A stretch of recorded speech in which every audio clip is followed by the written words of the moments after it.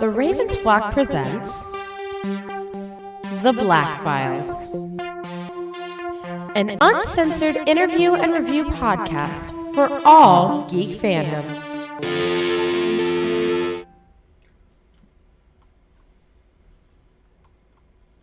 You're live.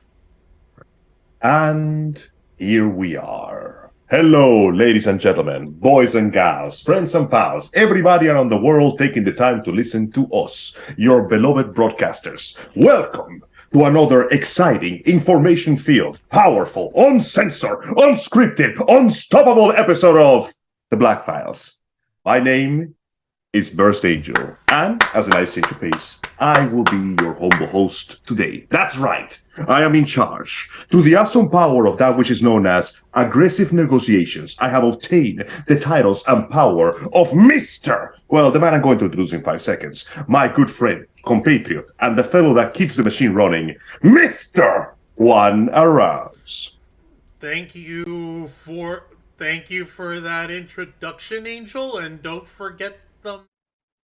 You are most welcome, and I am of course not alone, because on the other side of the screen, far, far away from me, is my other friend, the leader of the Ravens flock, a man who I hold tight and tied as a brother in all but in blood, Mr. Jose Casabona. Hello, everybody. I love this. It is Wednesday. It is March 22nd. And yes, Angel has usurped Juan from power. It took a while, so many years of business, wars, and backstabbings, but I am finally on the throne where we actually discuss serious stuff. And now is the part where I forgot the rest of the script, so somebody else do the plugins, please. That's okay, I'll do it. And much like all our other shows on his channel, we are simulcasting on youtube.com/TheRavensFlock and twitch.tv/TheRavensFlock online. Hit the subscribe or the follow button on the bottom right corner of your screen. Hit that notification bell to stay up to date on all of our media content. Leave your questions and comments down below, and we will answer as many as we can while we're live. And if you wish to go above and beyond to support the Ravens Flock, then you can become an inner flocker. For $4.99 a month, you will have exclusive access to many, many amazing perks. Juan, tell them. Well, for all of the inner flockers we have in the chat, and I know we've got plenty, be sure to show off those membership badges and lovely custom emojis we made just for you. Don't forget, we also grant you access to members first and members only content. You get special, you get a special merch discount to our merch store. Link in the description right there, tiny.cc/shoptrf. And you also get access to us, your favorite motley crew of nerds who are here to listen to your input and take into consideration your thoughts as to the sort of content that you'd like us to cover in the future of this channel by helping us shape that content, giving us your input, your thoughts, ideas. We're more than welcome. We are more than welcome to folks' opinions. So we're all ready for that. Now, Jose, since you're the one who came up with this cockamamie idea, I think it's only fair that you explain it to them. Yes, it was my idea. In the spirit of March Madness, I decided to throw a little bit of madness into this channel and mix things up. For tonight, for the Black Files, for the uncensored, uncompromising interview and review podcast, Angel will be in charge of the ship, and Angel will be leading us into the story. That is correct. Unfortunately, my camera is nowhere near as high quality as Mr. Arouse's excellent machinery and hardware, so please do pardon the fact that these two folks are working at 720p and I'm working at 144. Regardless, I will do my best to assist. Because he's just using a still image of himself? Well, yeah, the image quality is so good we can't perceive how fast he's moving. That's how powerful he is. Now, for those of you who are new at this kind of thing, the Ravens flock usually handles the aspects of social media, whatever shenanigans happen to run through our river of news through the week. Los Amigos Play handles video game play, where I usually play the game while Juan and Jose work beside my side as my ever-faithful peanut gallery. However, the Black Files is a bit different. Unlike the Ravens flock, where we tackle a bunch of topics, unlike Los Amigos Play, where we tackle absolutely everything, even the walls, the Ravens flock, the Black Files, focuses on a specific topic. We find something narrowed down for the week, and we go at it with precise, expert, perfect, surgical precision, the likes of which can only be described as machine-like. And, well, we're going to talk about important stuff. Sometimes we tackle difficult, moral, highly controversial topics that, admittedly, are not the most comfortable thing. And unfortunately, for those of you who are listening, there will be some very, very difficult things we'll be talking about. Today, we will be speaking about the most difficult and controversial aspect of our lives. Gentlemen, let's talk about money. Yeah. Go round. That's exactly what I expected. Now, as you folks know, during the last few years, or rather during the last year and a half, the very concept of NFTs or cryptocurrency, well, they're not the same thing, but they might as well be joined at the hip, has gone from the highest of highs to the lowest of lows at the speed of sound. In fact, aside from politicians, I have yet to see something that went so high and so low so quickly on public opinion. Have you guys seen anything drop down the garbage chute of PR as quickly as this? The only thing that I could think of would be the YouTuber drama involving a commentary YouTuber named Quite, who was accused online of doing inappropriate stuff, and pretty much immediately after, he came out with a 90-minute long rebuttal that pretty much exonerated him from everything, where his accuser vanished off the face of the earth. They gave themselves the social media death penalty by deleting their Twitter, deleting all traces of themselves, because they were so thoroughly trounced with actual dates, figures, facts, corroborated testimonies, and with the most important weapon in any commentator's arsenal, the truth. AKA receipts. Now, receipt-wise, unfortunately, these receipts are very heavy with documentation. For those of you who don't remember how this whole mess started, about a couple of years ago, GameStop, the company, yes, tried to get ahead of the competition and sell and then rebuy their stocks at a low price. However, one clever Redditor figured it out, and by doing a bit of economic wizardry, that dude became very loaded by getting the stocks at the right time. A bunch of other people followed their advice, and to their credit, they made some money. Unfortunately, this sparked what can only be considered, and I can't believe I'm using this idiotic term, a digital gold rush. Cryptocurrency, which up until now had been basically on the background of our society, exploded onto the scene, especially with the recent economic difficulties that the US has been experiencing as of lately. Everybody wanted to get a piece of the digital pie. Everybody. Oh, hello! Goodness! Steph the Alter Nerd has suddenly shown up to grace us with her presence. Hey, Steph the Alter Nerd! It's great to see you. It is awesome. You are tuning into an exciting episode of The Black Files with Angel Mendez as the host. I am happy that you took time to visit us from your busy schedule. And, well, Planet Q, while it's not quite considered inside trading, it's still close enough that it's not quite illegal, but it is very illegal if you get caught. And somebody figured it out first, and they nabbed the net. But ultimately, that is just a symptom. The results were more dangerous. The results was a lot of people suddenly thought that they could make money hand over fist. A few of them were right by making their money over somebody else's fist. Cryptocurrencies, and to a lesser extent, NFTs, exploded onto social media. All of a sudden, everybody wanted a piece of it. Famous industrial people, tech gurus, celebrities, famous YouTubers, and of course, the greatest, most disgusting entity on the internet, influencers. Lack of space aside. Ultimately, this resulted in a lot of problems because, as usual, everybody was taken up by greed and they forgot the very important aspect. In a world without regulations, you are bound to hit the illegal before you hit the legal. Cryptocurrency sold itself in being somewhat detached from big governments and big banks that could tell you what to do with your money. Unfortunately, if there's nobody to enforce the rules, that means that there's a lot of people exploiting the rules. And if you look through the internet, you can find 1,000,001 articles of people that essentially put too many eggs on their basket only to find out that they ran into some idiotic pyramid scheme and they lost all their goddamn money. Fast forward to earlier this year. Actually, was it earlier this year? Yes. Yeah. Where the crypto exchange marketplace known as FTX folded under the weight of its own hubris. In the period of 10 days. It was a bonanza, the likes of which we had not seen in an age. It was hilarious to view and terrifying to be on the wrong end of, unfortunately. Because there were plenty of people who were wiped out. Alas, there was a lot of very naive investors that lost their money. And you know what the saddest thing is about this is? We were warned a long time ago, unwittingly, by the techest of gurus himself, Mr. Space Baby Dick Rocket. Elon Musk? Oh, boy! Yes. He wasn't planning to, but he still warned us. Does anyone here remember Dogecoin? How does Dogecoin have Oh anything my to do god! Yeah. Yes.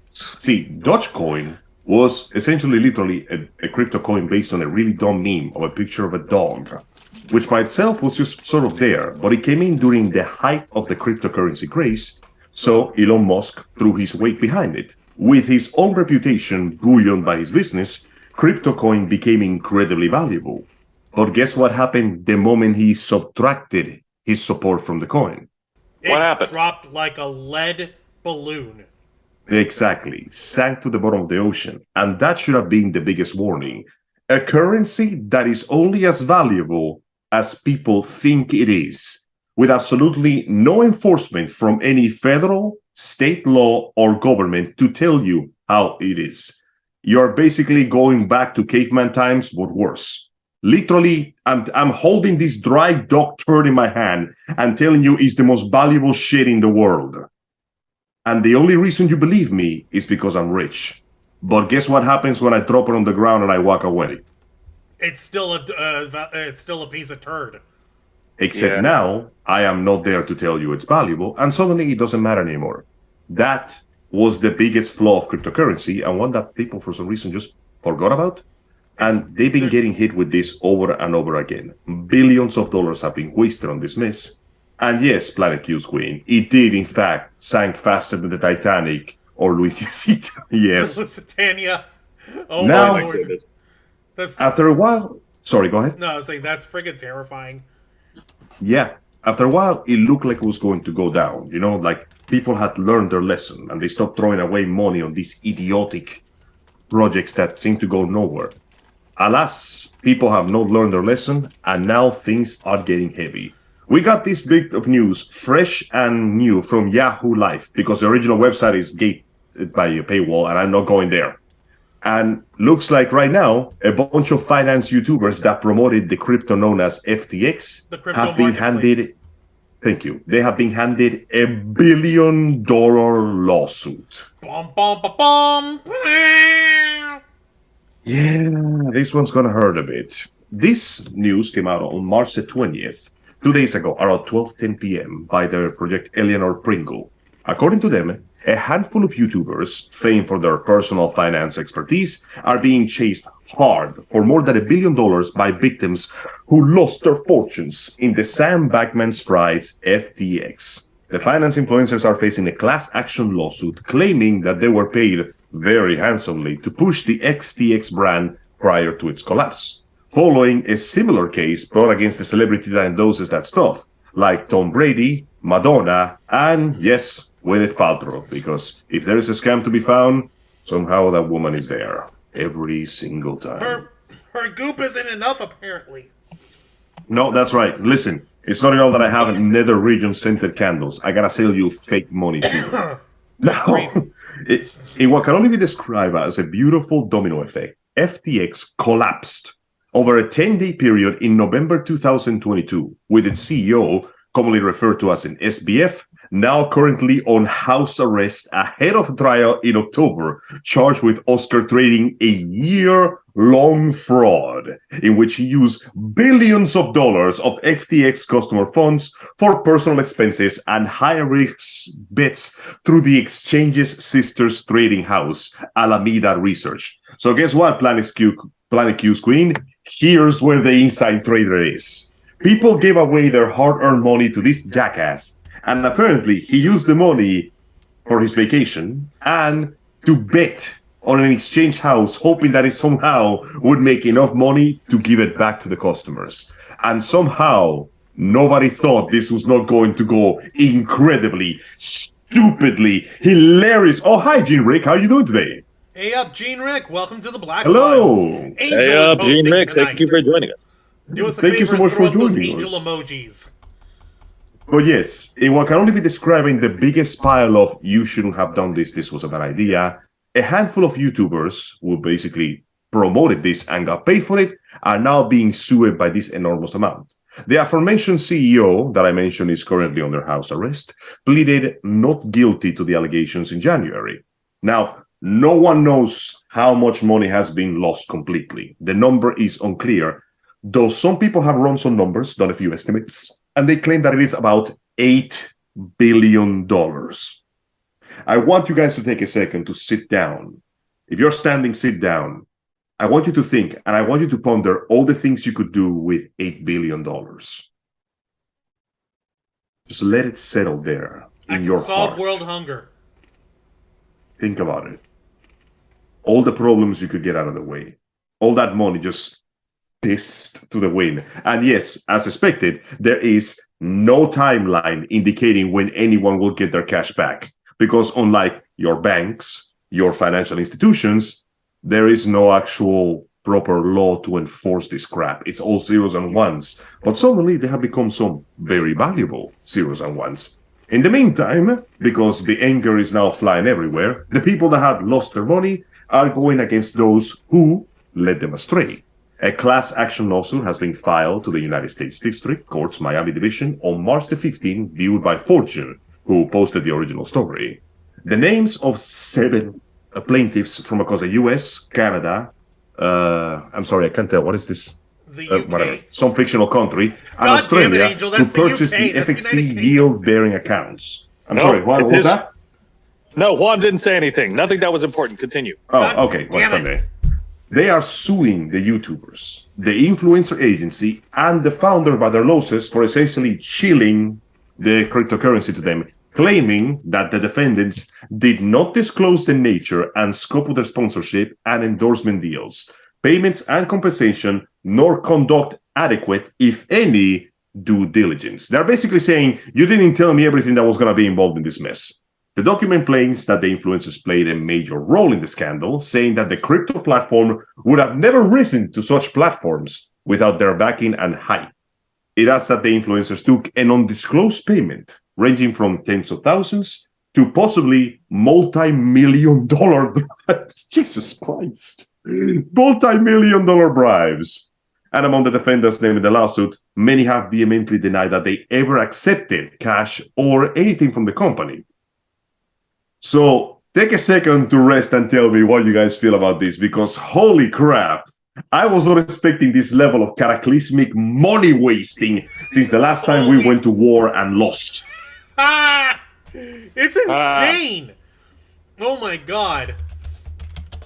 Holy crap. Like, can you imagine this? After all these years, all these scandals, all the mistakes, and people sell you a crypto, and I don't know you guys. Like, I understand why the people doing this are angry. They lost a lot of money.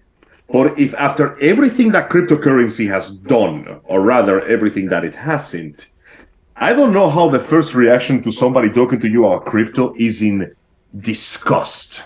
Because I gotta be honest with you, I have yet to meet anyone I know that got into crypto that made any actual decent money.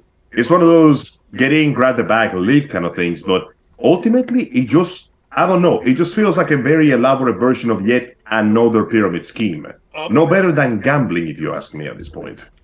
I do actually have to give a bit of a heads up. I forgot to say hi to the folks in the chat. We've got Jen Pearson, Planet Q's Queen, Lisa Boo, and Emily Morris, and Gene Rick, who, by the way, Gene Rick just dropped a $4.99 super chat. Excellent. Thank you so much, Gene Rick. We appreciate it. She said, OMG, Dr. Evil is sounding in my head. $1 billion.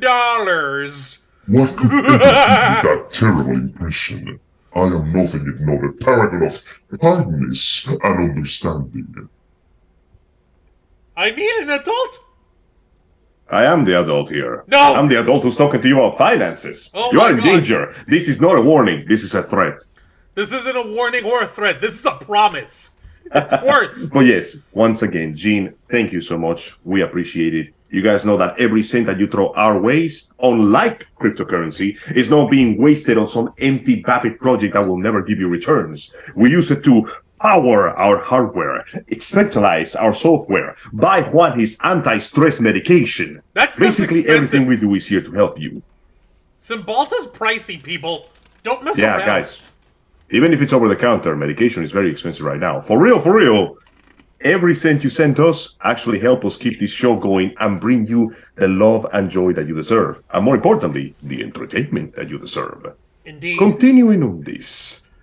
Now, among the defendants named in the lawsuit, many have denied that they ever accepted cash. Others have taken the route of distancing themselves from the company and its issues by claiming that they never gave out personalized financial advice. Among them is Kevin Paffrath, known for his 1.87 million YouTube subscribers and his channel, Meet Kevin. In his video posted to the platform on Friday, Mr. Paffrath addressed the allegations heading in a video entitled Being Sued.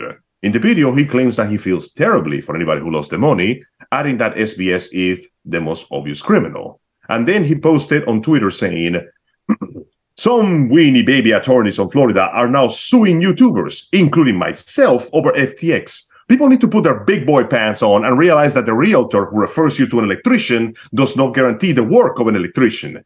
Anyone finger pointing is also a weenie. Now, I don't know you, but that doesn't seem like the smartest thing to say to a bunch of people trying to take your money. I'll say this, though. I'll say this. He called us weenies, man. Yo, we need to get off the schoolyard. No! Oh, no! He called us weenies! That's such a mean thing to say! Dare he? That's it. You and me after recess. Let's go. Oh, God. He goes on to say, what role, if any, do promoters play? The self-proclaimed financial analyst poses a hypothetical question. If he was a real estate agent and had a call from a potential house buyer, he could put them in touch with another agent who eventually sold them a home. The house then could fall into a sinkhole, drastically reducing its value. But as the point of contact, would he be liable? It's like a spectrum, he asks. Who could be responsible? The more we go away from who's truly responsible, the less responsibility there really seems to be. The lawsuit is essentially alleging that those folks, the people who suggested FTX, are responsible for the fraud at FTX. That's like saying that the real estate who refer you to another agent is responsible for your home, all the way down falling into a hole. He continues by saying that people have to put on their big boy pants, and why does a promoter have to guarantee the results of something they're promoting? So what do you guys think of that statement? Let me know what you believe in that. Yo, that is some... Okay, he's being very glib over this. He's trying to shake off any responsibility, any sort of like, oh, I'm not here to guarantee anything of what I'm promoting. I'm just a promoter. Like, okay, yeah, but it's called doing your homework, buddy. It's called doing your homework on what you're promoting. Look, anytime that we promote any other business or any other convention or someone that we are personally aligned with, a cosplayer, an artist, we vet the person first to make sure whether or not if they're a giant a-hole or not. Nah, screw that. Why go through all that trouble? Because it's the right thing to do. It's called having ethics. Yeah. I mean, at the end of the day, he did promote it. The least he could do is look into it. You know, one thing that I will always respect retired famous basketball player Shaquille O'Neal for? He always tries what he promotes. Every time you see a commercial with Shaquille O'Neal, and you notice that he's promoting some bizarre product like hot and cold, or certain Caesar's pizza products, or a type of printer, is because he uses that in real life. The one time he got involved with crypto, he backed away from it almost immediately because he's like, wait a minute, I don't use this stuff. I'm rich. Wait, I just realized, does that mean that he uses the general for his auto insurance? Yeah, he does. For real, for real. For real, for real? Yeah, he's gone on record saying, I don't promote what I don't use. So at the very least, I can give honestly. And when you think about it, I don't know how much money they were offering them for that YouTube promotion, but considering the kind of bad rep that crypto has, come on, man. You should have known this was going to backfire in some way, shape, or form. I have yet to see any crypto project that hasn't crashed and exploded like the most spectacular digital version of the Hindenburg ever made. But Every single time we get something like this. But bruh, don't you remember, bruh? But, bruh. It's on the blockchain, bruh. The blockchain. It's the future, bruh. Oh, hello, Vicky Bella. Thank you so much for showing through the chat. We appreciate your time today. Who showed up? Nikki Bella, yes. Yes. Excellent. Thank you, Nikki. Thank you for showing up. Much appreciated. Now, yeah, that's how it works on that matter. And for real, there is some bullcrap going on here. And it is true. He's not entirely responsible. His job was just to promote it. It is true, in a technical term, that the client's desire and the client's decisions were what led to this decision. However, let's not put too much blame away from you here, because guess what, buddy? That house was not a sinkhole. Somebody put explosive charges under my yard. Now then, Pathrat has been named alongside a raft of other finance creators. Graham Stephan, a former real estate agent who worked for the Selling Sunset Oppenheim Group. Andrew Jink, Jasprit Singh of Minority Mindset. Brian Young, Jeremy Lefebvre, I hope I'm pronouncing this right. Tom Nash and Ben Armstrong are all named as supposedly taking payment and promoting this brand. They also named the creator's agency and its founder, Erica Kohlberg. All of the defenders were sorry? Fun fact, the last guy named Ben Armstrong, he's the gentleman that we have on our thumbnail tonight. He's known amongst crypto YouTubers and finance YouTubers as BitBoy Crypto. That doesn't sound like a very flattering description. Well, I'm guessing it is. It's not necessarily meant to be flattering. That's just the name that he goes by on his YouTube channel. Strange name. But yeah, no, I have yet to find anything that doesn't feel shady as hell when it comes to this. All of these defendants were approached by Fortune to comment. Baffert added that he had nothing to say beyond his video and Twitter updates.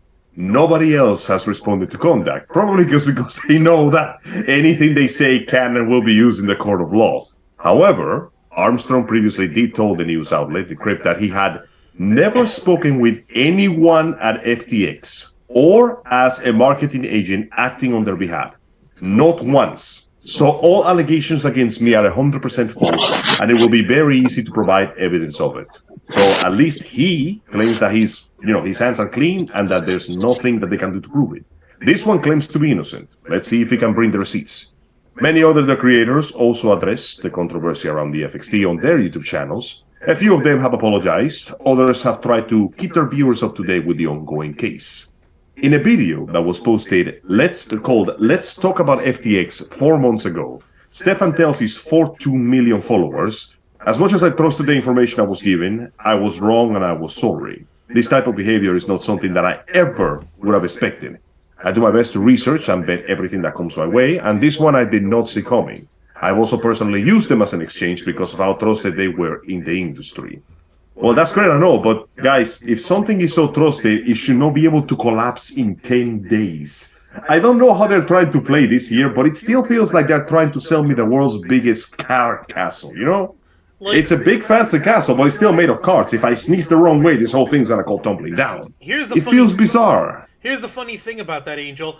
It looked like it was a solid castle made of brick and mortar, and the foundation looked steady. However, they were lacking liquidity. They were lacking actual cash to keep it operational, which is why the dude SBD, the SBF, Sam Bankman-Fried, that's why he had his other company, Alameda Research, swapping money between the two companies to try to keep them both solvent at the same time. So think of it this way, Angel. What happens if you have an underground water reservoir completely drain out? What does it become? You get a sinkhole. Guess what happened to that castle? That castle was basically built on top of a covered-over Lake Erie. Ha! And they drained and drained and drained until the earth huffed and puffed and blew your castle all the way down. Yeah, no surprises there. And listen, just because you used it doesn't mean they're not gonna screw you over too. Like, it's way too easy to say, I use this platform and it works for me, when you already have a crap ton of money. And more importantly, when you can afford to lose it. Now, on the side that wants to hold them responsible, Adam Moskowitz is the attorney representing the plaintiffs in the case. He is apparently quite familiar with the wider FTX situation. And as Moskowitz of the Moskowitz law firms, he was the lawyer who brought similar claims against the NFL legend Brady, his supermodel ex-wife, Gisele Bündchen. How do you pronounce that? Bündchen? Gisele Bündchen. Gisele Bündchen. Yeah, Gisele Bündchen. Bunch of chins, and 9 other celebrities. In an interview with the Washington Post, the lawyer said, "You have very rich people we all love telling us that they checked this out and it was okay. Why should they not be held accountable?" It seems that a lot of investors were getting hurt and nobody was really looking out for them. Regarding that most recent case, Moskowitz told BuzzFeed that influencers are paid. Just like all the other promoters, they must be held accountable. They are paid so much because they play an important role today with social media in making financial decisions. They did not immediately respond to the Fortune's request for comment. So now we have a developing history, an upcoming massive lawsuit of $1 billion, and a lot of YouTubers who are either apologizing or trying to run the hell away. Though it does bring the question that I do believe is the crux of this, the one that I want to bring to the listeners and to you, my friends. Should the influencers be held accountable for this? They claim that they are so separated from the event that ultimately they are on the other end of the chain. They basically have nothing on this. But the other side claims that, hey, brother, you got paid to advertise product. That makes you partially responsible to what happens to people that buy the product. So the question is, 1, Jose, viewers and listeners, tell me, how do you feel about this? Do you believe that an influencer should be held accountable for the failure of the product that they sold you? You go first, Jose. Honestly, yeah, I'm gonna say this. Like, this is pretty heavy, and I'm gonna have to go with. Yeah, no, they need to be held responsible. They need to be held responsible. Like, you can't just shrug off responsibility like that. They can't. So you're in the camp of that they can't basically play dumb and loose with the stuff that they're promoting and claim like, oh, hey, I have nothing to do with this. I was just paid to shill this thing. I'm not responsible for any of it. Like, no, dude, your name is on it. You were involved in it. You are responsible. You need to own it. Well, that's one way of looking at it. However, let me posit this question to you in this way. Let's say Billy Mays is still alive, right? Yeah. Right? One of the greatest spokesmen of all time, right? Now imagine that you picked up a tub of OxyClean, for the express purpose of using it in your laundry and cleaning it up and making sure that it's nice and bright as advertised. You were specifically influenced at first because you heard of it, your friends told you about it, oh hey, this looks great, this is so cool, you should try it out. I'm not really sure. But then you see a commercial, and you see Willie Mays, the greatest spokesman of all time, and he convinces you. Seeing his commercial convinced you to purchase OxyClean. You go ahead and you use it, and then all of a sudden, once you're done using it, you see that while it did get it clean up and your whites are pretty clean, they're not as spick and span and as bright and as vibrant colored as was advertised by Willie Mays in the commercial that convinced you.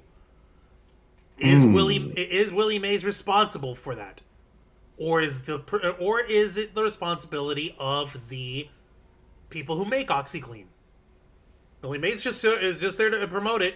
He's just there to talk to people and let people know what it can do. He's not personally saying, I am personally responsible for. Okay, I think I get what you're saying, Juancho. The guy was just there to do the job and get paid. That doesn't mean that they're the ones he's directly involved. So that's one way of looking at it, right? That is indeed one way to look at it. Now, for those of you who have been on this story for a while, let us remember how the crisis actually started. FTX, as a crypto exchange, is run by Sam Bankman-Fried. He also ran the Alameda Research, which is a hedge fund that invested in crypto. Now, supposedly, and mind you, this is the information that we got here. If it changes, we'll let you know. The main issue was that supposedly the crypto was working just fine, the way it was supposed to. But then the problem was that the guy who ran it, the different fellow, Alameda, was borrowing money from the FTX to fund the operations. The money was being made from customer defaults. Legally speaking, that's theft. Binance was set up to purchase FTX, and when they found out what happened, they backed off. They ran, and they basically left them with empty coffers and under investigation by the SEC, and has resigned. Alameda Research is also dissolving. So, remember, based on what we're hearing here, the crypto itself supposedly was working just fine until one aspect of the parties that made this entire organization decided that they were too important for loss and started to steal money to fund their operations. Then, before the big payout came, the people in charge of buying it for the big payout went, hold up, what the hell is this shit? And they ran away because they realized that somebody was stealing. So would you apply the same level of responsibility to the influencers if you know that this is technically not their active doing? If it's just a part of the business that went corrupt and screwed everything for everybody? Or should the responsibility lie solely upon the guy who did the theft? The part that did the theft or the people that also endorsed it? We don't know if they were aware of this, mind you. For all we understand, they were just doing their part as influences. Would you hold them as accountable, or would you believe that Alameda, being the one who committed the crime, is the one that should shoulder the full responsibility of this? That's just it, isn't it? It's not an even split between Alameda and Sam Bankman-Fried and the spokespeople, or in this case, the YouTubers. They got their payday. They got the YouTubers got their paycheck. They got and they weren't told on how the function and the operation of the FTX is supposed to work. Also, Lorraine Lamour is in the chat. Hi there, Lorraine. I'm watching 30 minutes behind on 1.25 speed. Holy crap, that's insane. I hope that your brain can keep up. Best of luck. Yeah, good luck, and thank you for joining us. So at that point, it becomes a matter of like, okay, if we were to divide it up in terms of a percentage, who bears the brunt of it? Obviously, SBF. What's his face? Sam Bankman-Fried. He's the guy in charge. Yeah. He runs both Alameda Research and FTX. He had the two companies commingling with each other. He's the one who perpetrated the fraud. Yes. So he does have to bear the brunt of the burden. However, the YouTubers who were involved in the lawsuit, who were endorsing this this FTX company right as it was about to go tits up, how much responsibility do they bear? How much of it do they bear? Clearly, they have a degree of it, and like you said, they do have to. They do have to take responsibility for whatever due diligence they did or didn't do. That one dude, Meet Kevin or whatever. Meet Kevin. He was like, people need to put on their big boy pants and realize that the real like he's basically trying to absolve himself of any wrongdoing. But that's the kind of talk of somebody who doesn't do their homework. Yeah. I could honestly respect the other YouTuber, the one that basically went, I fucked up, guys. Yeah. I genuinely thought they were legit, and I screwed up. Oh, speaking of, big news as of 8 hours ago. According to the Twitter account FTX 2.0 Opium, FTX is settling with Modulo Capital, one of the suing companies, for $460 million, and the next target is going to be Binance's $2.1 billion lawsuit. So in relatively good news, it looks like at least the majority or some part of the people who invested on this garbage are going to get some of their money back. Holy cow. Let me take a look at and show that off. Okay. Yep, there is a legal documentation there as well, so you can peruse it and read it. And if you can, please share it with the chat. I understand that you guys don't much care to read countless pages of legal jargon, but if nothing else, I want to make sure that we do our research here. Absolutely. I'm going to go ahead and show... Of course. Yep. I'll go ahead and I'll share the link to the Twitter page to the folks in the chat. A FTX creditor. Yep, and there's a status. Also, Shelly Fitzgerald is in the chat. Hello, Shelly. Oh, thank you. Welcome. Hello, Cheryl. How are you doing today? It's nice to I be hope you're welcomed enjoying the with show. Respect and not insulted. Of course. Wait, who was insulting you? Eh? I don't know. Oh, was it when we were? Okay, I guess it was a while back when we were like poking fun at each other. I'm sorry about that. But no worries. Here is what Angel is referring to. Yes, with Modulo Capital for $460 million, first big clawback. Yep, and this was as of 8 hours ago. Yep. That's right. So progress is being made so far, though it's a shame that I had to end up in this position in the first place. Yep. Let's see. Objection deadline by April 5th. The hearing date is April 12th. So they have, let me see here. How many days? They have 2 weeks from today to object to the any of the terms set forward over here as part of the Chapter 11 bankruptcy as well.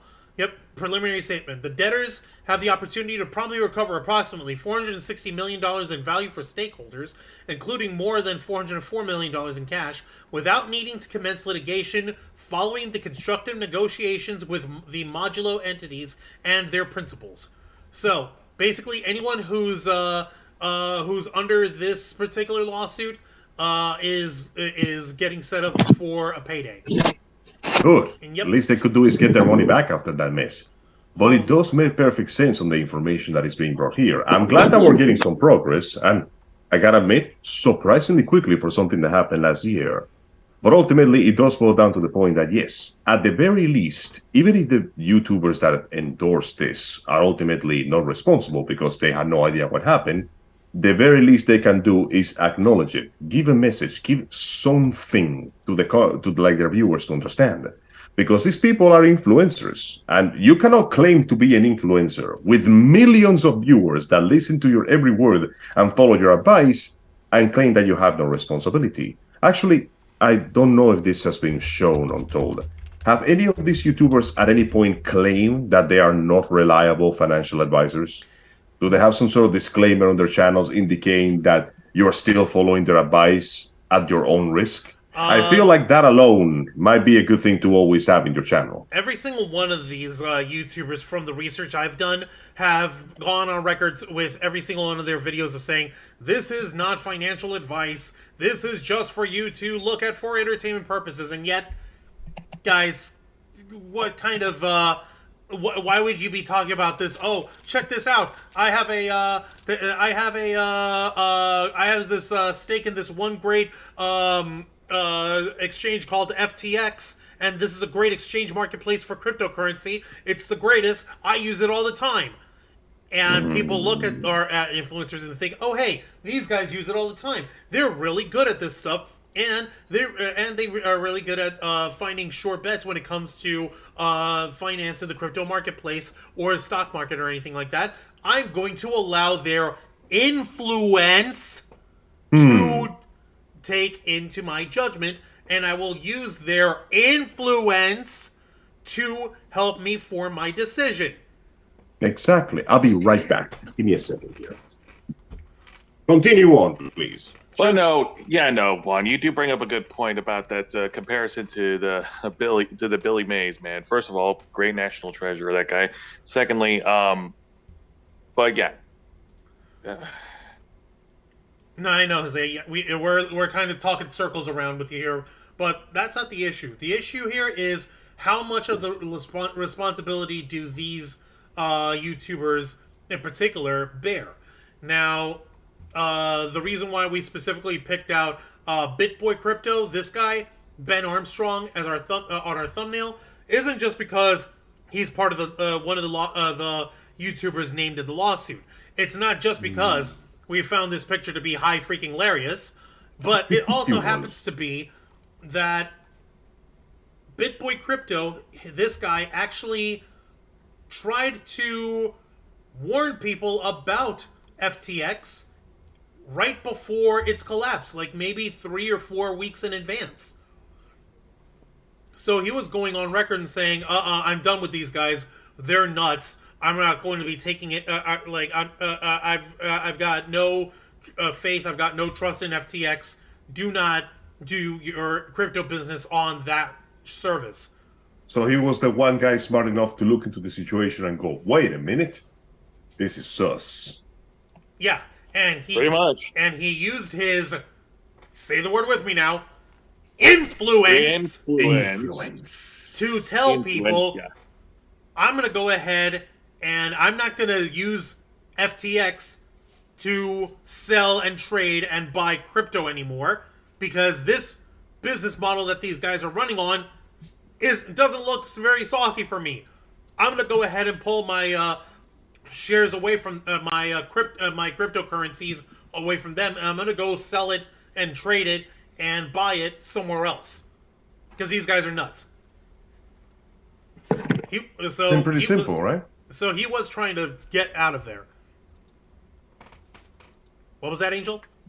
No, I was actually agreeing with you. He was smart enough to leave, and the other ones, payment or not, still continue shilling it. And once again, it all boils down to response. You know what? I can be as far as to say that, yeah, from a legal standpoint, since they have claimed that they are not, advisors, legally wise, that you should not take their advice 100%, one could argue that, yeah, legally speaking, they are in the clear. And let's be honest, the reason why the suit is $1 billion is because you punch as high as you can, and then the judge tells you to lower to a more reasonable amount.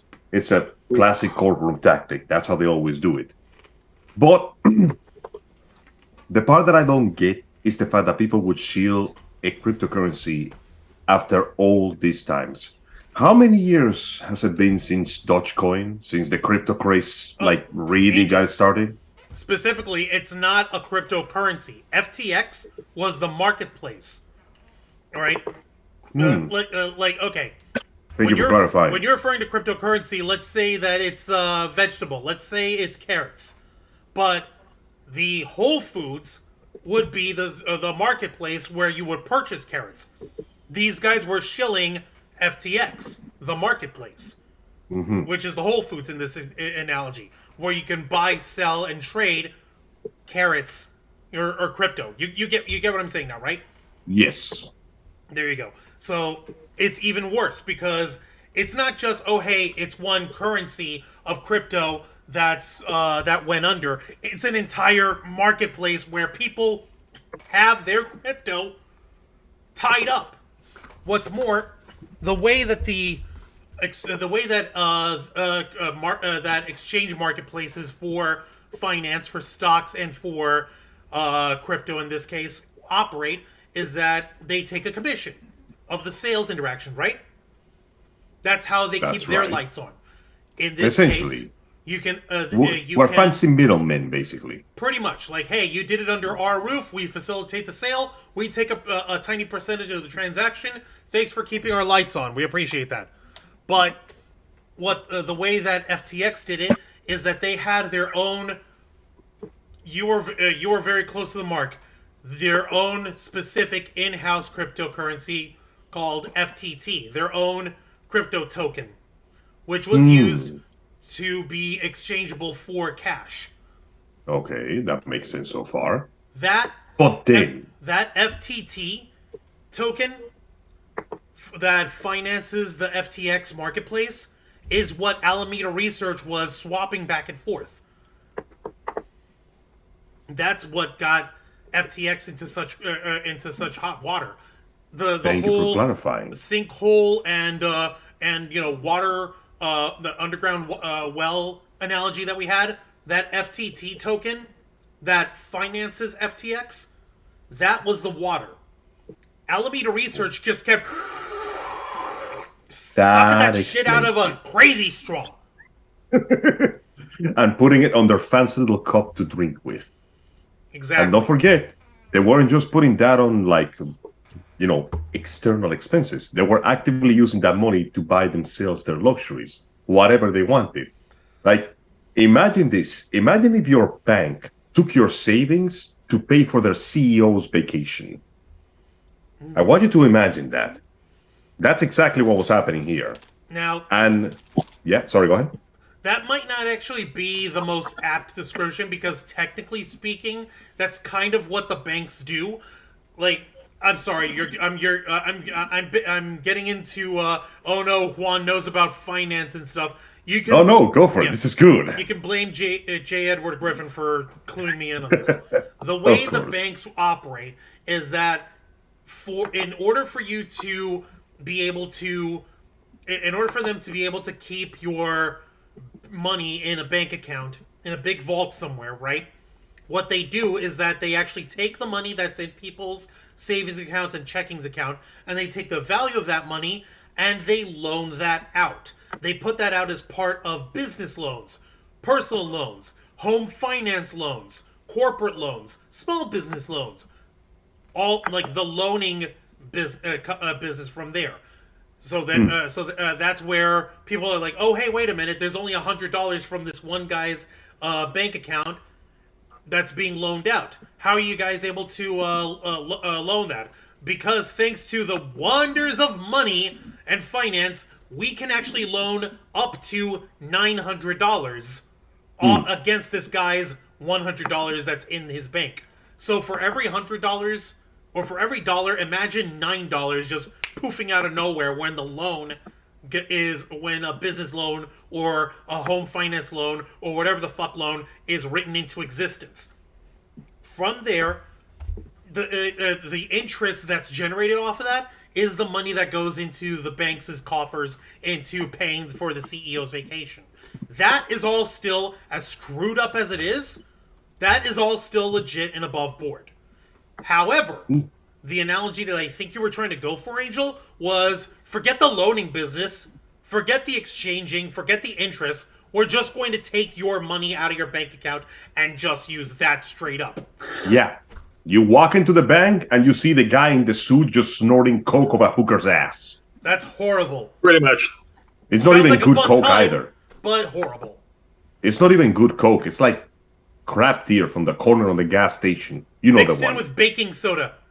Exactly. It's like, I want that tingling feeling when I smell the venison.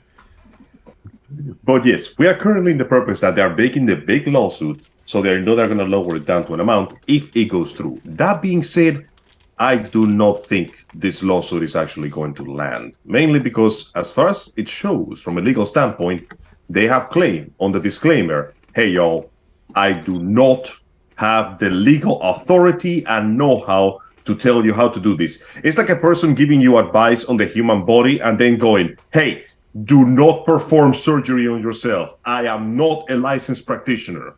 This might kill you, or it might give you superpowers. And then they take a paycheck from Big Pharma or some shit. Ultimately, I do not believe the YouTubers themselves will have to pay for this. But I do believe that they should take the route of the ones that actually apologized. Because, you know what? Let's say that we go for the most charitable interpretation, that they really thought this was going to work. In fact, that they actually used it themselves and it did work, and they were using their personal experience to tell you, hey, this might work for you, this might make you all your money, and it won't totally, completely screw you over in the long run. That means that they were still sending them there. Even if it wasn't effective, at least the fact that one of them or a few of them is apologizing for what they did and acknowledging that they were wrong, that honestly would have been enough to bring forth an idea, some manner of relief, emotional as it may be, to their public. Because at the end of the day, they trusted you, you sent them to something that you thought was a trusted source, and then somebody in there started grabbing money and using it to hold orgies or some shit. Who cares? Not even fun orgies. Just mainly watching somebody eat a sandwich that they found in the street. Yeah, it's the orgies that you walk in and you go, I bet it smells crazy in here.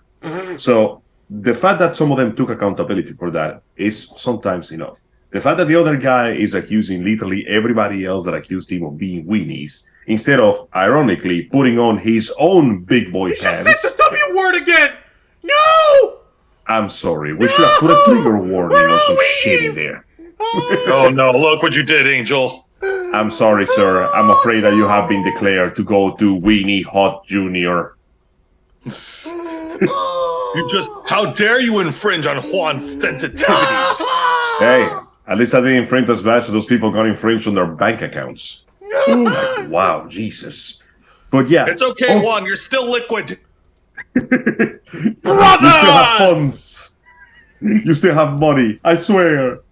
But yeah, the fact that one of these guys, supposedly one of the biggest ones of this, is going, nah, it's all on you. Put on your big boy pants and handle it with maturity, while he's doing the equivalent of screaming nee, nee, nee, nee, nee, nee, with his hands behind his back, is not really putting him in good taste. It's one of those things that gets you held in contempt of the public, contempt of the court. If you screwed up, you could at least acknowledge it. Sometimes the fact that you're saying you're wrong, well, it's not going to earn you the forgiveness of your fans all the time, but at least it admits that you screwed up. Even if it wasn't intentional, mistakes are made. After all, you trusted the company, and the company was full of shit. It happens. People have done it before. But acting like it's not in any way, shape, or form your responsibility when they were paying you for this, asking you for this, encouraging you to promote it, means that whether you like it or not, you carry a certain amount of accountability. Obviously, none of it. That CEO and the people who actually stole the money are the ones that need to have the gavel of the law come down upon their worthless existence. But you were still there. You pointed them in that direction. The least you could do is say, sorry, guys, I screwed up. At least that's what I feel. You know, like, I don't think, like, to a certain extent, they have to get sued for this, especially when they're working on getting the money back, which they should. But they need to at least acknowledge the part that they played on it. Exactly. No, Thank you, Miss Shelley. Like, it shows a kind of integrity, accountability. Oh, God, my quads. I know, Oh, Angel. dang it, Angel. This is horrifying. Oh, Jesus. Great. Now I gotta put that in the budget and pay for Angel's medical bills. Damn it. Let me write this It's okay, down. Jose. Damn it, Angel. I've got this exciting new money growth opportunity for you that will help a jillion% in order to help pay for Angel's medical blown quad bills. Just That's trust right, me, your boys. favorite influencer. You All you gotta take do- that idea and shove it up your Deep Space Nine loving ass. But Joe, It's the best this one of could the make us rich. Jen. Listen, Joe, it's okay. Trust one. Listen, all we have to do is get our beloved listeners and viewers to invest on Raven Coin. It's a new brand of currency. The Blackwing coin. The Black Wing market will guide you on its wings to a bright, new, economically prosperous future. Trust me, guys, I say as I drink from my golden goblet You're not- with the tears of Filipino children. This is totally legal. You're not going to believe this. No, dude. There's actually Blackwing coin and Raven coin out there. No, jokes aside, I actually did want to make a point to what Angel's saying. So I get what you're saying, Angel. While the YouTubers themselves are not directly responsible, at the very least, they should make a public statement basically denouncing the business practices of who they took the money from. Exactly. They could at the very least show where their side is, instead of turning around, running away, and claiming that they did nothing to deserve any scrutiny. I mean, you were part of the process, bro. And for the last 2 years, almost every crypto coin investment has turned into a huge legal nightmare that usually ended in one or more accusations of fraud. The risk has always been there. That is true. Juan, what do you think? Do you agree? I believe that I actually do agree. When it comes to this mess, it becomes a matter of like owning up to the part that you played. It becomes a matter of owning up to the part that you played in the situation. Going back to the Billy Mays and OxyClean analogy, okay, well, Billy Mays has to has to have a process going like, well, I don't just endorse just anything. I always do my homework, and I have a team of people who vet the products that I put my face and name on. And these guys did not perform up to snuff, and that doesn't just hurt their brand, it hurts my brand. One of the most trusted spokesmen of all time. So I'm going to take responsibility on that. And then I died of a heart attack. Yeesh. Gets criticized. Sorry, one. that got dark, Guys. folks. I'm sorry. That got extra darkening. The darker. But Sheesh, yeah, no. Juancho. I mean, you didn't have to take the fucking. You didn't have to go and nosedive on this plane. I'm going to kinda take did. the ultimate responsibility. I will subtract my lifespan from the years of money you have lost, and he just drops dead. Okay, it was okay, and to be fair, it wasn't exactly a heart attack. It was a hypertensive heart disease. It might as well be a heart attack. Yeah, man. I mean, it was a heart attack. It was a heart siege. Yeah, You know, yeah. It was up there, but still, like a you hard get- campaign of attrition. It was a heart détente. Exactly. Thank you. That's the one. I guess we're allowed to make those jokes now since he passed away in 2009. Yeah, close. It's been enough time. The Dude, statute you of know what? limitations Yes, has let's make changed. those jokes, for goodness sake. Come on, man. See, there we go. Surely we are allowed to do something at this point. It's old. It's It's already 14 depressing years- enough as it is. 14 Yeah. Sorry, what was that? Oh no, I was going to say like it's 14 years old at this point. It's old enough to be a teenager. We can make a joke. Good Yeah, point. Yeah, it we can works. make a joke at that point. God Almighty. Yeah, no. In the chat, I'm seeing over here people. Let's see here. Blank Hughes Queen is asking, are they working as money mules for the scammers in India? I wish. Nope. Yeah. The folks at FTX and Alameda Research, the Sam Bankman-Fried team, they basically just pocketed all that money. And the influencers and the celebrities that they hired off literally just got their paycheck, showed up for commercials, or in the YouTube influencers case, did a video, and that was it. The only person who had any sense on there, like we said earlier, was BitBoy Crypto. What's his name? Armstrong over here. Yeah, no, Angel. The guy's name is freaking Armstrong. You need to trust him. Wow. Well, of course. Look at that face. Yeah, Ben Armstrong. No, seriously. Look at that face. Would you trust someone like that? Actually, you can trust that guy. I don't know. He doesn't look like a man that would try to make America truly great again.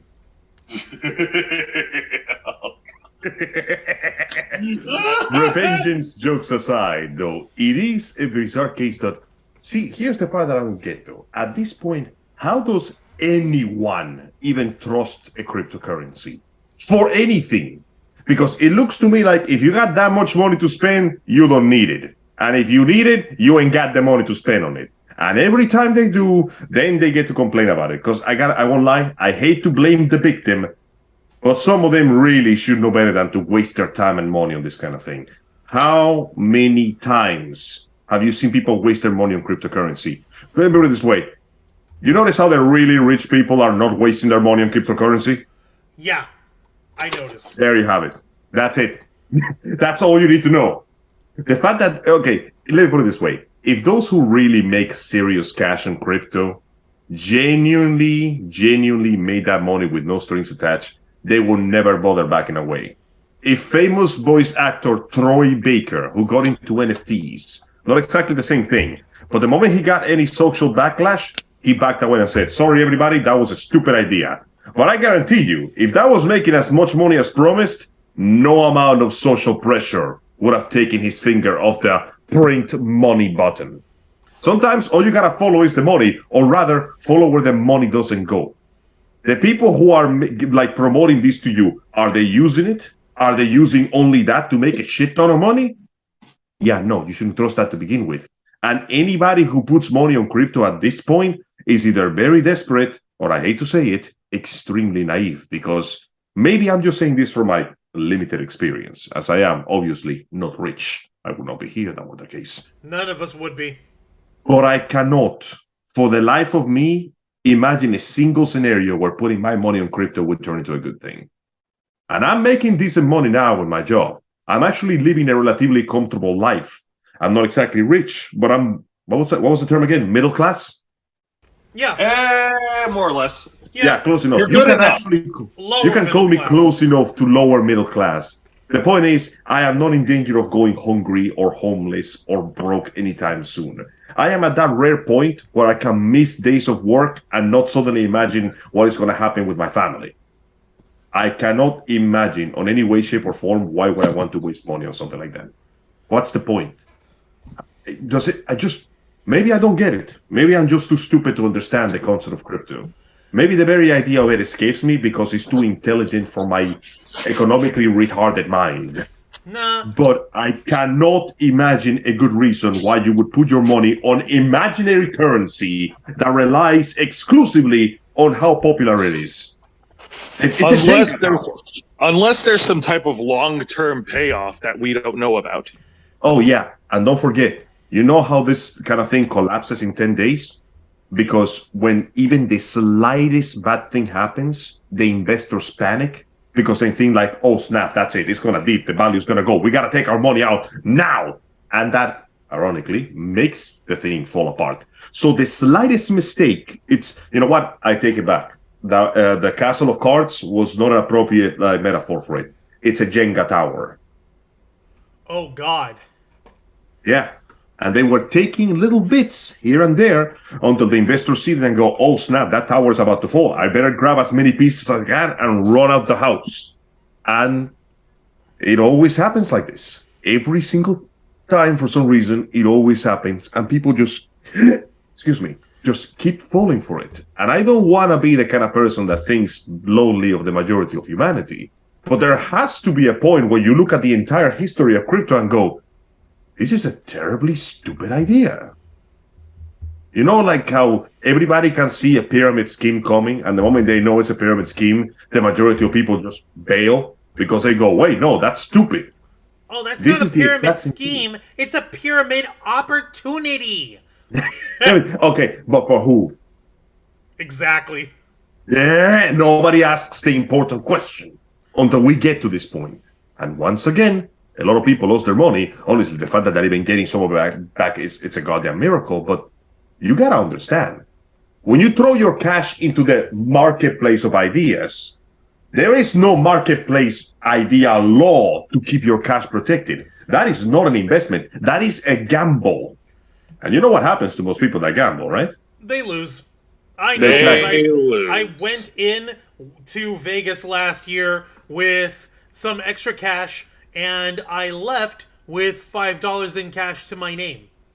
Yeah. And you're right, Parallel Queen. I do not see the point of cryptocurrency either. It is a useless thing to invest in because it feels like it. It's based on reputation. You invest on it, and that makes it valuable. So when it's sold, it's worth a lot of money because you put money on it. It lies on this very nebulous idea of it has to be valuable because a lot of people put money on it. Well, guess what? A lot of people put money on modern art, and I could draw better with my ass. You want to know how art actually gets its value, quote unquote? Would you like to know? Please How? tell me. Okay. I wish to be educated. Literally, it's this. You're going to love this. I'm going to make a painting of a purple sunset with a pair of dogs boinking on a beach, right in the middle ground. So they're just out of focus. but you can still get the impression. It sounds artistic, doesn't it? Now Yeah, the paint, the it does. canvas, the brushes, the frame of it, that stuff is cheap. I can put that together $30 at if I really want to be frugal about it, right? Yeah. Now, I get a freaking what's his face? I actually get a friend who comes in to evaluate it. And my friend actually says, it's like, okay, this is artwork from a 36-year-old fluffy Hispanic dude who was born in New York, raised in Florida, does YouTubing, and is very opinionated. I'm going to say this is worth $8 million. But why is it worth $8 million? Because I said so. Does it have any intrinsic or rare value? Okay, I'm going to sell this painting now to a museum or to a private, art house for this $8 million tag. But sir, why is this better than that other painting? Oh, have you they heard say of that is my also... friend who evaluated this fine piece of art? I deemed this to be worth $8 million. But for Okay, you, but how? we're willing to go to, say, $7 million. Okay, we will buy this from you for $7 million. Very nice. My commission is $1 million. Thank you for your time. Thank you. Boy. And since I had now made a profit of $6 million on this thing, I now get to take that $6 million sale? Actually, not even. I don't even sell it. I'm not even going to sell it to this art museum. I'm going to donate it. And guess what I get? I get a tax write-off of $7 million. Oh, hey! Here comes tax season. Uncle Sam's coming out with their hat out. Guess what, Uncle Sam? I got no money off of you. You see, I just donated a $7 million piece of art that is so impactful to my finances that you owe me money. Cha-ching! Oh wait, that means that you didn't sell a painting. You sold the painting's reputation. That's worthless. Exactly! Exactly! It's the same thing with crypto!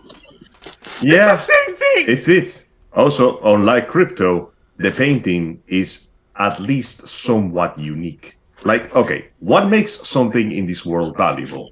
Usually because it has an important industrial or economical application. Like, industrial material, precious metals, plastics, copper, or silver, etc. Now there's materials like gold. They are valuable because A, they are relatively difficult to obtain, and B, they are extremely useful for industrial work. Like superconductors or extremely powerful heat conductors. Like they are the best conductor in the world. Then there's materials like gems, like diamonds, rubies, emeralds, sapphires. They are valuable because they are hard to find. And in the case of diamonds, they are valuable because they are doused in the blood of countless African children. Oh, for but love more of God, importantly, they are used for industrial applications, like the extremely useful drilling and cutting materials. Something is intrinsically valuable when society gives it value, usually because it's rare to find, or B, very, very useful for industrial and everyday work. Like, for example, back in the day in Greece, glass was more valuable than silver and copper because it was rare. And then people realized, wait a minute, I can just make glass by cooking this sand, and glass became less valuable. But it was still very important because it's glass. Holy crap, that's good.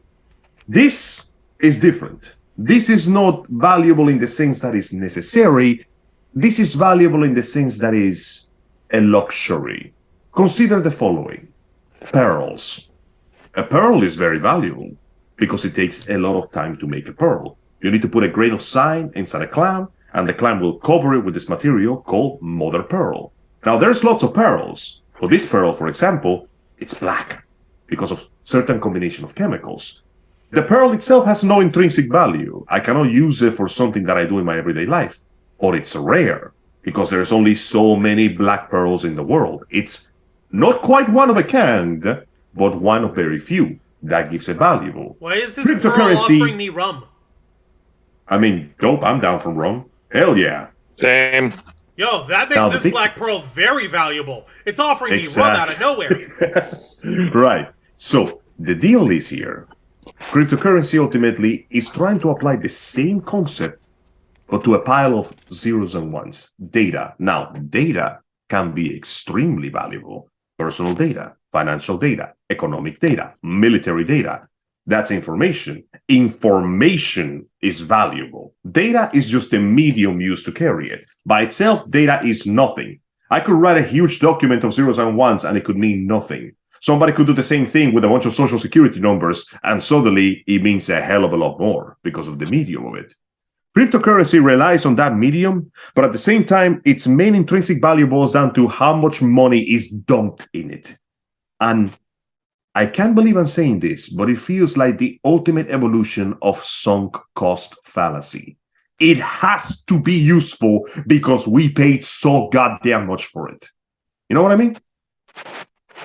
No, we get it. Feels like that. It has to be valuable. We have to make it valuable because if we don't, then all the money we spend on it is useless. But what did we spend the money for? To make it valuable in the first place. But what was it valued before then? No, you're not listening, Juan. The planet is dying, and I'm horny. I need guitars to attract women.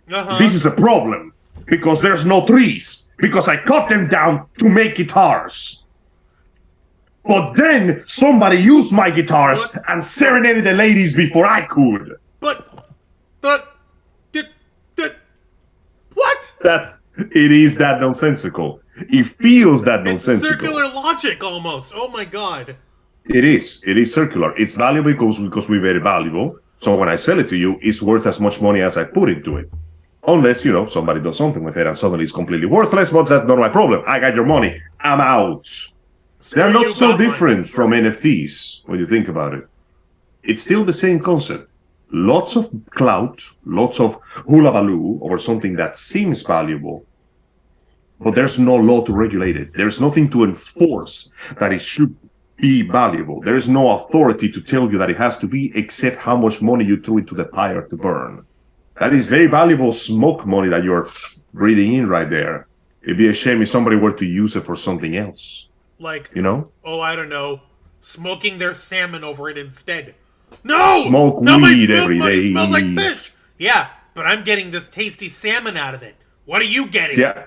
Well, you see, the salmon is now more valuable because I burned $10,000 to cook it. This salmon, it's not even well cooked. In fact, I overcooked it on a few sides. It's charred black. But it was $10,000 worth of salmon, so shut your mouth and eat. Oh, you just ate $10,000 worth of salmon. That'll be $10,000. You filthy, luxurious pig. That'll be $10,000. That'll be $10,000. We take cash only. Yeah. See how nonsensical it sounds. And I'm not even trying to exaggerate this. This is more or less the exact logic that it uses, and I don't comprehend how people keep falling for it. Because some people succeed and they make so much money that everybody believes that they can succeed. But the reality of the matter is that for every single star that you see shining in the sky, 1 billion candles will go out, alone and unmourned. It's a damn shame. In the chat, Lorraine Lamour was saying you have to reveal you're a paid endorser if you're recommending financial products. When you see a pitch man, you know they're paid, and everyday products lack the same requirements. However, financial products such as a crypto marketplace, for example, that would qualify under having to show that you're a paid endorsement, that it's a paid endorsement. There's even newspaper articles that actually come off that are actually advertisements, but they're framed and they look like real life articles. But if you look at the top and at the bottom of some of those, you'll see that this is an advertisement paid for by blank blank, and at the bottom as well. You'll see the same thing with some listicle articles online, that you'll see that they're this is a paid advertisement for such and such up top or in the bottom of the thing. They have to disclose that stuff if it's a paid advertisement article. right? Or Yeah. sponsored content is what they call it. And yes, Planet Q's Queen, when the artist dies, it becomes more valuable. When we were talking about the artwork and how people generate value and worth of art. And Planet Q's Queen is also saying, Angel, you sure they use the guitars to serenade the ladies and not not hit people with an El Kabong on the head? Well, it sounded like music. If you were deaf, Yeah. there was a lot of screaming, so I'm guessing that's what was happening. Slightly concussed afterwards. Listen, there's two ways you can attract women in this world. You gotta be rich or you gotta be handsome. And in a pinch, charisma doesn't work. You gotta be a caveman. Club that bitch over the head and take it to your cave. Ungi bungi prunk. Wait, hang on. I gotta throw the disclaimer. I am not a licensed caveman. I have not participated in any Geico auto insurance commercials. I cannot in any way, shape, or form advertise you in a way to attract women. If you do this and the police come after you, you're on your own, buddy. And now I'm gonna get sued for $1 billion. Please don't sue Angel for $1 billion, people. But if somehow that method succeeds, pay me $1 billion. Oh my word.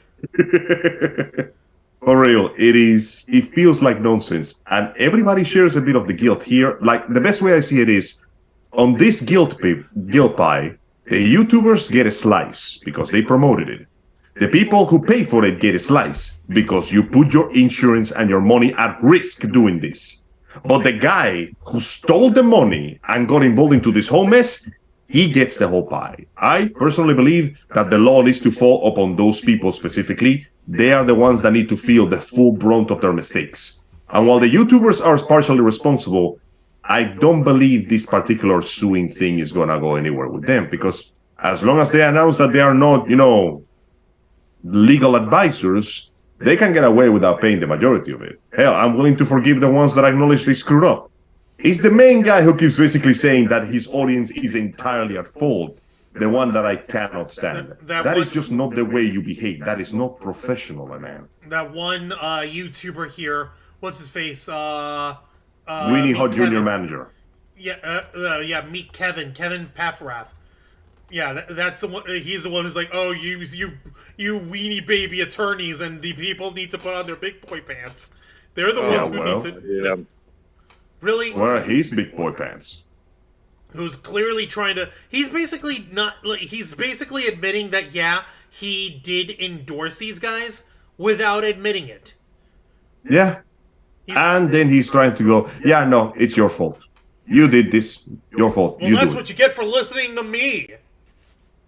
But you wanted us to listen to you. They paid you to have us listen. He's got how many million subscribers? How many freaking millions? 1.87 million. Yeah, 1.8 million. What we would do with 1.8 million subs. Oh my goodness. 1.8 million subs would be awesome. It would be one hell of an audience. Yeah.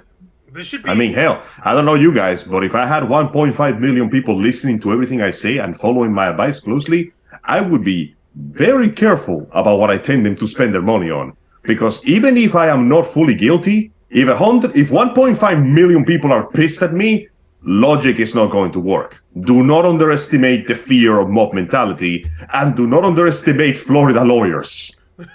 They are like right up there with Waffle House workers on the scale of Florida danger. Yo, like, if you remember seeing a few months ago, this viral clip of this one girl who works at Waffle House, somebody threw a chair at her. She caught it midair and slammed it right down. Holy shit!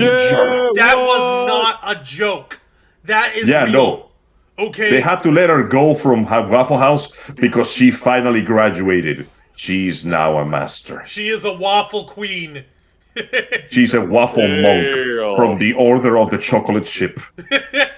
That's crazy. You know how the Waffle House has like a hidden menu? Yeah. Yeah, that's the one you don't use because that's the one they want you to fight them for. They use clients as training dummies. Oh, God. Jesus Christ. You do not understand the power of the Waffle House worker. To ignite the inner furnace of the Waffle House, you must make your blood as Quicksilver and your body as powerful as the fingernails of God. It's the only way you can survive the sheer force of the hash browns that they're going to pour into you. The hash browns will be topped, capped, and smothered, and there's nothing you can do about it. I'm not kidding. My little brother worked in a Waffle House for a few months. You know why he always wears those baggy jackets? Why? Because he looks like Kenshiro under those things. Oh God, you're right. He does. Okay, Yes. Michael. He's a very, very, very lean boy. He does not need to speak in anything louder than a whisper, because he will kill you like Black Adam with his words. I'm afraid I'm just going to have to use 2% of my voice's power. But watch what. Suddenly that wall explodes. People start vaporizing. You are shock! This is how wars start. No, this is how the war ends. ends. That being said, though normally the show would go on a bit longer with me, this is the part where I had to step down.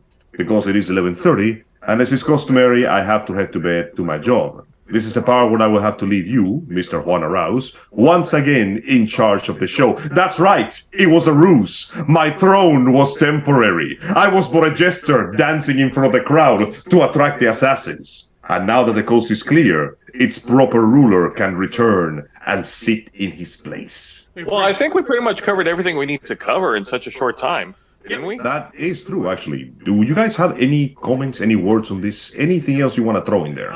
Final take, Jose. How about you?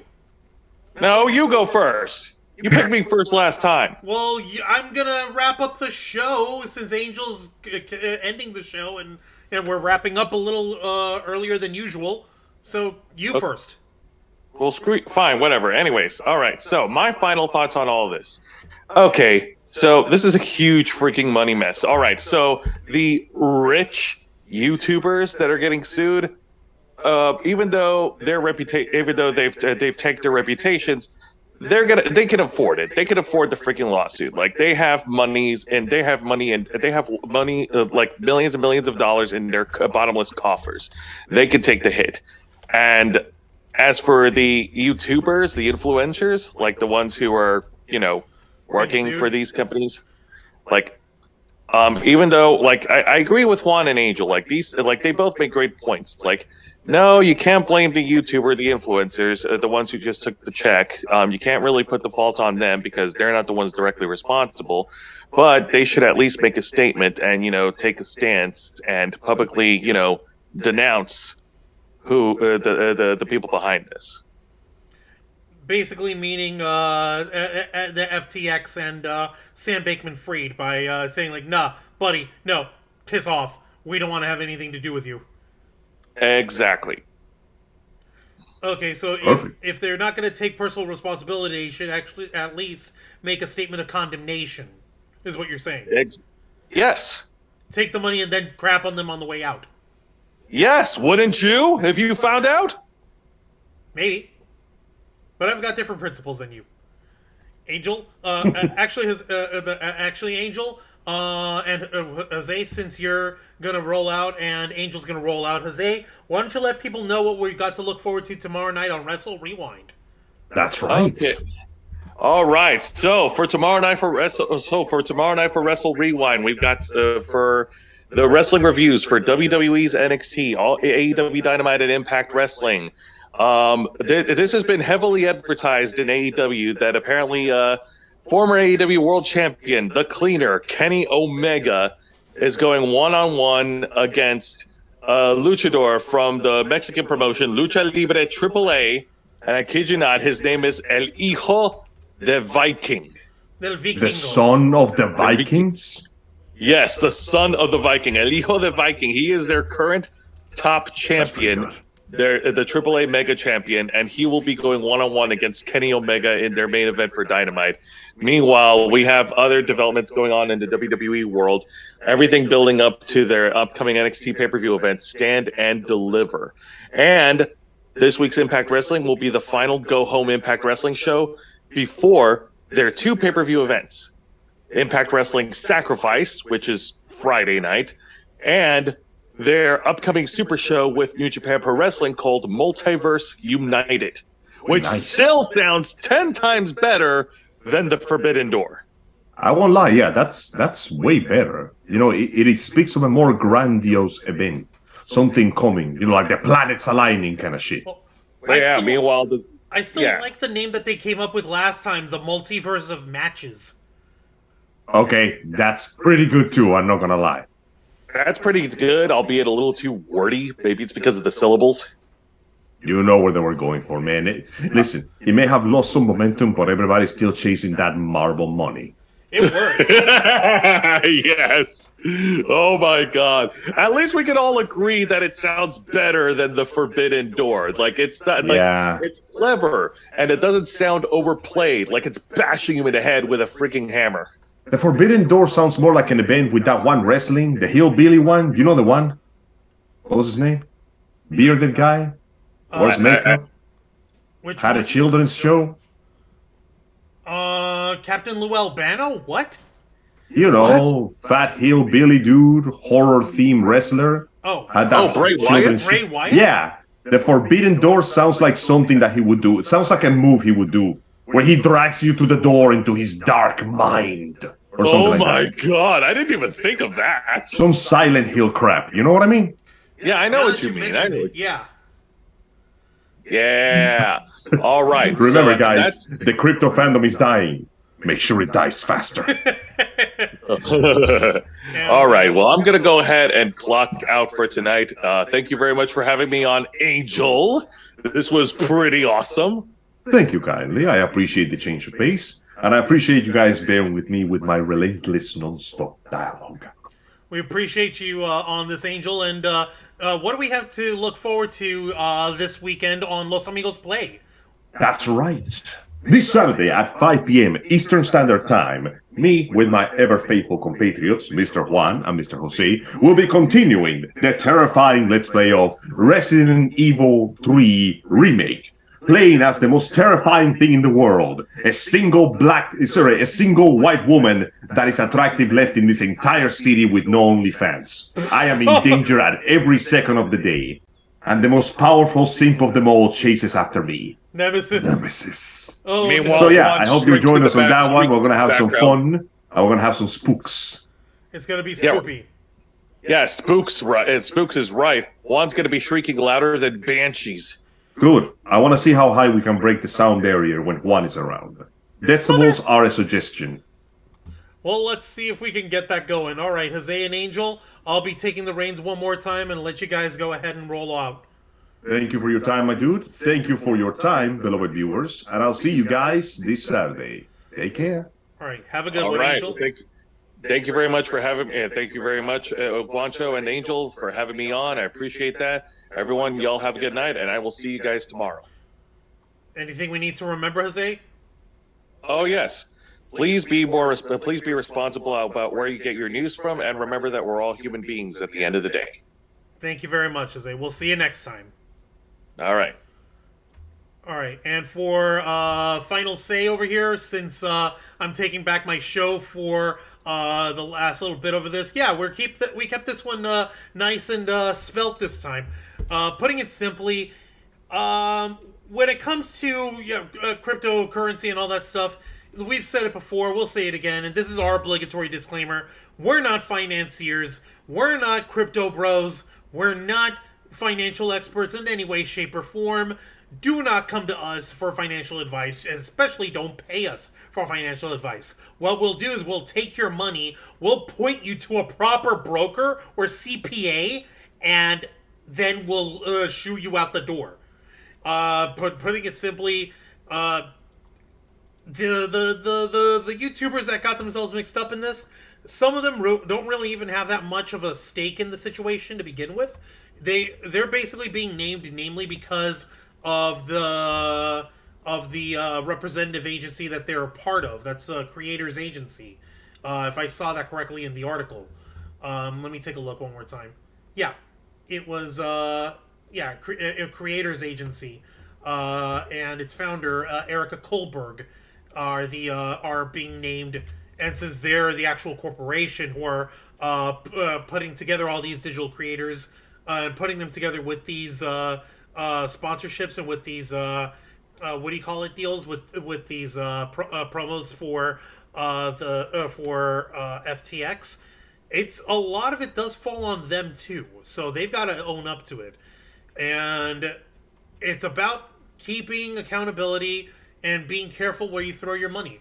Just like we're thankful that you decide to put your spent and hard-earned time and money on us, the Ravens flock, every single week. With the multiple different shows that we have, all of which is a different variety of entertainment and information for your edutainment over here. So we appreciate you guys so much for joining us tonight. And we appreciate you all joining us on another edition of the uncensored, uncompromising interview and review podcast of the Ravens flock, The Black Files, hosted this week by Mr. Angel Mendez, normally by me, Juan Arouse, as we bring you to the darker side of nerd and geek culture and pop culture the world over and cut to the truth of the matter. Be sure to get your clearance to access The Black Files every Wednesday night at 10 p.m. Eastern Time, simulcasting on YouTube and Twitch. Hit the subscribe or the follow button, ring the notification bell, become an inner flocker by hitting the join button, and until next time, continue to follow us on Facebook.com/TheRavensFlock, Twitter.com/RavensFlock13, Instagram.com/TheRavensFlockOnline, Twitch.tv/TheRavensFlockOnline, and of course, remember to hit the subscribe button and ring that notification bell right here on our flagship platform, YouTube.com/TheRavensFlock, humble home of the Black Files, Los Amigos Play, Wrestle Rewind, and the Ravens Flock. For Jose Casabona and Angel Mendez, I am Juan Arouse. This has been the Black Files, and we are